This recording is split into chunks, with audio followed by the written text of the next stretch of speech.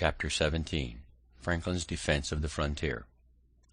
While the several companies in the city and country were forming and learning their exercise, the governor prevailed with me to take charge of our northwestern frontier, which was infested by the enemy, and provide for the defense of the inhabitants by raising troops and building a line of forts.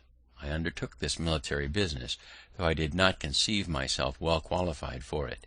He gave me a commission with full powers, and a parcel of blank commissions for officers, to be given to whom I thought fit. I had but little difficulty in raising men, having soon 560 under my command. My son, who had in the preceding war been an officer in the army raised against Canada, was my aide-de-camp, and of great use to me. The Indians had burned Gnadenhut, a village settled by the Moravians, and massacred the inhabitants, but the place was thought a good situation for one of the forts. In order to march thither, I assembled the companies at Bethlehem, the chief establishment of those people.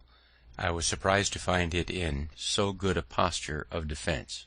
The destruction of Gnadenhut had made them apprehend danger. The principal buildings were defended by a stockade. They had purchased a quantity of arms and ammunition from New York, and had even placed quantities of small paving stones between the windows of their high stone houses, for their women to throw down upon the heads of any Indians that should attempt to force into them. The armed brethren, too, kept watch, and relieved as methodically as in any garrison town. In conversation with the Bishop Spangenberg, I mentioned this my surprise, for, knowing they had obtained an act of Parliament exempting them from military duties in the colonies, I had supposed they were conscientiously scrupulous of bearing arms. He answered me that it was not one of their established principles, but that at the time of their obtaining that act it was thought to be a principle with many of their people. On this occasion, however, they, to their surprise, found it adopted by but a few. It seems they were either deceived in themselves or deceived the Parliament, but common sense aided by present danger will sometimes be too strong for whimsical opinions. It was the beginning of January when we set out upon the business of building forts. I sent one detachment toward the Minisink, with instructions to erect one for the security of that upper part of the country, and another to the lower part, with similar instructions, and I concluded to go myself, with the rest of my force, to Gnadenhut, where a fort was thought more immediately necessary. The Moravians procured me 5 wagons for our tools, stores, baggage, etc. Just before we left Bethlehem, 11 farmers who had been driven from their plantations by the Indians came to me requesting a supply of firearms, that they might go back and fetch off their cattle. I gave them each a gun with suitable ammunition. We had not marched many miles before it began to rain, and it continued raining all day. There were no habitations on the road to shelter us till we arrived near night at the house of a German, where, and in his barn, we were all huddled together, as wet as water could make us. It was well we were not attacked in our march, for our arms were of the most ordinary sort, and our men could not keep their gunlocks dry. The Indians are dexterous in contrivances for that purpose, which we had not. They met that day the 11 poor farmers above mentioned, and killed 10 of them. The one who escaped informed that his and his companions' guns would not go off, the priming being wet with the rain. Flintlock guns, discharged by means of a spark struck from flint and steel into powder, priming, in an open pan.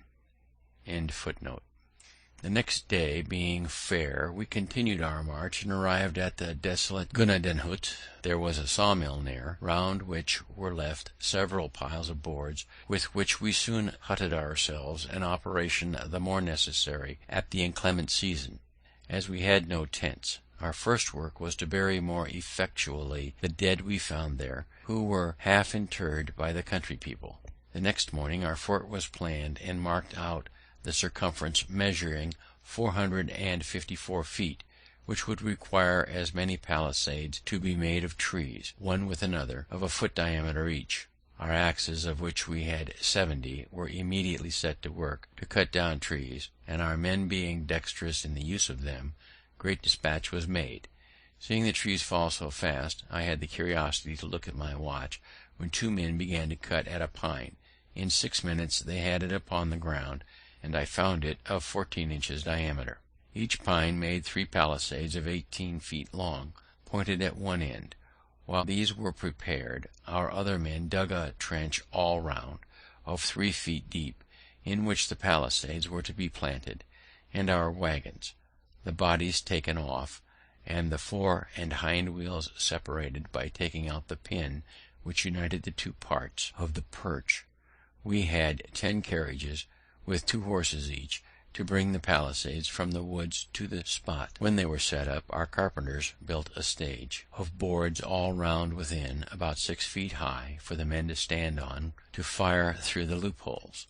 We had 1 swivel gun, which we mounted on one of the angles, and fired it as soon as fixed, to let the Indians know, if any were within hearing, that we had such pieces, and thus our fort, if such a magnificent name may be given to so miserable a stockade, was finished in a week, though it rained so hard every other day that the men could not work. This gave me occasion to observe that, when men are employed, they are best contented; for on the days they worked they were good-natured and cheerful, and with the consciousness of having done a good day's work they spent the evening jollily; but on our idle days they were mutinous and quarrelsome, finding fault with their pork, the bread, etc., and in continual ill humour, which put me in mind of a sea captain, whose rule it was to keep his men constantly at work, and when his mate once told him they had done everything, and there was nothing further to employ them about, "Oh," says he, "make them scour the anchor." This kind of fort, however contemptible, is a sufficient defense against Indians who have no cannon. Finding ourselves now posted securely, and having a place to retreat to on occasion, we ventured out in parties to scour the adjacent country. We met with no Indians, but we found places on the neighbouring hills where they had lain to watch our proceedings. There was an art in their contrivance of those places that seemed worth mentioning. It being winter, a fire was necessary for them, but a common fire on the surface of the ground would by its light have discovered their positions at a distance. They had therefore dug holes in the ground around 3 feet diameter, and somewhat deeper. We saw where they had with their hatchets cut off the charcoal from the sides of burnt logs lying in the woods. With these coals they made small fires in the bottoms of the holes, and we observed, among the weeds and grass, the prints of their bodies, made by their laying all round with their legs hanging down in the holes to keep their feet warm, which, with them, is an essential point. This kind of fire, so managed, could not discover them, either by its light, flame, sparks, or even smoke. It appeared that their number was not great, and it seems they saw we were too many to be attacked by them with prospect of advantage. We had for our chaplain a zealous Presbyterian minister, Mr. Beatty, who complained to me that the men did not generally attend his prayers and exhortations. When they enlisted, they were promised, besides pay and provisions, a gill of rum a day, which was punctually served out to them, half in the morning and the other half in the evening, and I observed they were punctual in attending to receive it, upon which I said to Mr. Beatty, "It is perhaps below the dignity of your profession to act as steward of the rum, but if you were to deal it out, and only just after prayers, you would have them all about you." He liked the thought, undertook the office, and, with the help of a few hands to measure out the liquor, executed it to satisfaction, and never were prayers more generally and more punctually attended, so that I thought this method preferable to the punishment inflicted by some military laws for non-attendance on divine service. I had hardly finished this business, and got my fort well stored with provisions, when I received a letter from the governor, acquainting me that he had called the assembly, and wished my attendance there, if the posture of affairs on the frontier was such that my remaining there was no longer necessary.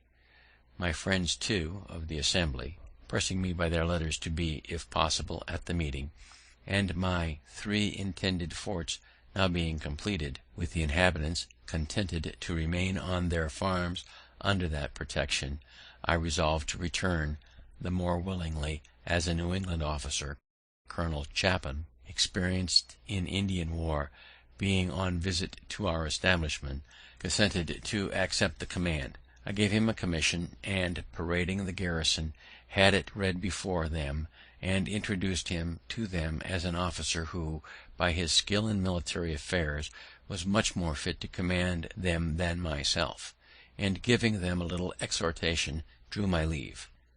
I was escorted as far as Bethlehem, where I rested a few days to recover from the fatigue I had undergone. The first night being in a good bed, I could hardly sleep, it was so different from my hard lodgings on the floor of our hut at Gnadenhut, wrapped only in a blanket or two. While at Bethlehem I inquired a little into the practice of the Moravians. Some of them had accompanied me, and all were very kind to me. I found they worked for a common stock, ate at common tables, and slept in common dormitories, great numbers together. In the dormitories I observed loopholes at certain distances all along just under the ceiling, which I thought judiciously placed for change of air. I was at their church, where I was entertained with good music, the organs being accompanied with violins, hautboys, flutes, clarinets, etc. I understood that their sermons were not usually preached to mixed congregations of men, women, and children, as is our common practice, but that they assembled sometimes the married men, at other times their wives, then the young men, the young women, and the little children, each division by itself. The sermon I heard was to the latter, who came in and were placed in rows on benches, the boys under the conduct of a young man their tutor, and the girls conducted by a young woman. The discourse seemed well adapted to their capacities, and was delivered in a pleasing familiar manner, coaxing them, as it were, to be good. They behaved very orderly, but looked pale and unhealthy, which made me suspect they were kept too much within doors, and not allowed sufficient exercise. I inquired concerning the Moravian marriages, whether the report was true that they were by lot. I was told that lots were used only in particular cases, that generally, when a young man found himself disposed to marry, he informed the elders of his class, who consulted the elder ladies that governed the young women. As these elders of the different sexes were well acquainted with the tempers and dispositions of their respective pupils, they could best judge what matches were suitable, and their judgments were generally acquiesced in. But if, for example, it should happen that 2 or 3 young women were found to be equally proper for the young man, the lot was then recurred to. I objected, if the matches are not made by the mutual choice of the parties, some of them may chance to be very unhappy. And so they may, answered my informer, if you let the partners choose for themselves, which, indeed, I could not deny. Being returned to Philadelphia, I found the association went on swimmingly. The inhabitants that were not Quakers, having pretty generally come into it, formed themselves into companies, and chose their captains, lieutenants, and ensigns, according to the new law. Dr. B visited me, and gave me an account of the pains he had taken to spread a general good liking to the law, and ascribed much of those endeavours. I had had the vanity to ascribe all to my dialogue. However, not knowing but what he might be in the right, I let him enjoy his opinion, which I take to be generally the best way in such cases. The officers, meeting, chose me to be colonel of the regiment, which I this time accepted. I forgot how many companies we had, but we paraded around 1200 well-looking men, with a company of artillery, who had been furnished with 6 brass field pieces, which they had become so expert in the use of as to fire 12 times in a minute.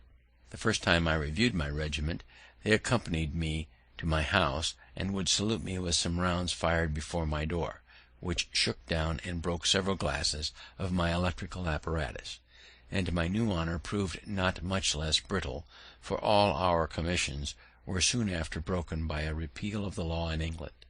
During the short time of my colonelship, being about to set on a journey to Virginia, the officers of my regiment took it to their heads that it would be proper for them to escort me out of town as far as the lower ferry. Just as I was getting on horseback, they came to my door, between 30 and 40, mounted, and all in their uniforms. I had not been previously acquainted with the project, or I should have prevented it, being naturally averse to the assuming of state on any occasion, and I was a good deal chagrined at their appearance, as I could not avoid their accompanying me. What made it worse was, that as soon as we began to move, they drew their swords and rode with them naked all the way. Somebody wrote an account of this to the proprietor, and it gave him great offence. No such honour had been paid him when in the province, nor to any of his governors, and he said it was only proper to princes of the blood royal, which may it be true for aught I know, who was, and still am, ignorant of the etiquette of such cases. This silly affair, however, increased their rancour against me, which was before not a little, on account of my conduct in the Assembly respecting the exemption of his estates from taxation, which I had always opposed very warmly, and not without severe reflection on his meanness and injustice of contending for it. He accused me to the ministry as being the great obstacle to the king's service, preventing, by my influence in the House, the proper form of the bills for raising money, and he insisted this parade with my officers as a proof of my having an intention to take the government of the province out of his hands by force. He also applied to Sir Edward Falconer, the postmaster general, to deprive me of my office, but it had no other effect than to procure from Sir Everard's a general admonition. Notwithstanding the continual wrangle between the governor and the House, in which I, as a member, had so large a share, there still subsisted a civil intercourse between the gentlemen and myself, and we never had any personal difference. I have sometimes since thought that his little or no resentment against me for the answers it was known I drew up to his messages might be the effect of professional habit, and that, being bred a lawyer, he might consider us both as merely advocates for contending clients in a suit, he for the proprietaries, and I for the Assembly. He would therefore sometimes call in a friendly way to advise with me on difficult points, and sometimes, though not often, take my advice. We acted in concert to supply Braddock's army with provisions, and when the shocking news arrived of his defeat, the governor sent in haste for me, to consult with him on measures for preventing the destruction of the back counties. I forget now the advice I gave, but I think it was that Dunbar should be written to and prevailed with, if possible, to post his troops on the frontier for their protection, till, by reinforcements from the colonies, he might be able to proceed on the expedition; and after my return from the frontier, he would have had me undertake the conduct of such an expedition with provincial troops, for the reduction of Fort Duquesne, Dunbar and his men being otherwise employed, and he proposed to commission me as general. I had not so good an opinion of my military abilities as he professed to have, and I believe his professions must have exceeded his real sentiments, but probably he might think that my popularity would facilitate the raising of the men, and my influence in the Assembly the grant of money to pay for them, and that, perhaps, without taxing the proprietary estates. Finding me not as forward to engage as he expected, the project was dropped, and he soon after left the government, being superseded by Captain Denny. Chapter 17.